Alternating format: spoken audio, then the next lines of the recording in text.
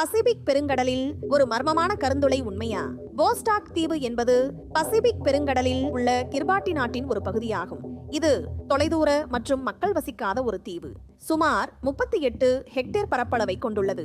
அதன் தனித்துவமான முக்கோண வடிவம் மற்றும் அடர்த்தியான தாவரங்கள் இணையத்தில் பல தவறான கருத்துக்களை ஏற்படுத்தியது. கூகுள் மேப்பில் இந்த தீவை ஒரு வினோதமான ஜெட் கருப்பு முக்கோண வடிவ அமைப்பாக காட்டியது. சமீபத்தில் இணையத்தில் வோஸ்டாக் தீவில் ஒரு மர்மமான கருந்துளை கண்டுபிடிக்கப்பட்டதாக செய்திகள் பரவின. இது கிரகத்தின் அடியில் உள்ள ஆழமான குழி அல்லது ஒரு நுழைவு வாயில் போன்ற கருத்துக்களை கிளப்பியது.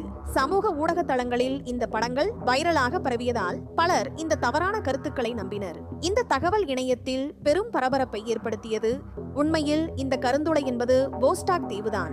கூகுள் மேப்ஸ் படத்தில் கிட்டத்தட்ட கருப்பு நிறத்தில் தோன்ற காரணம் தீவின் உட்புறத்தில் அடர்த்தியாக வளர்ந்துள்ள பைசோனியா மரங்கள்தான். இந்த மரங்கள் அடர் பச்சை நிறத்தில் இருந்தாலும் அதிக அடர்த்தியாக இருப்பதால் பூமியின் சுற்றுப்பாதையில் இருந்து பார்க்கும்போது கருமையாக தெரிகின்றன.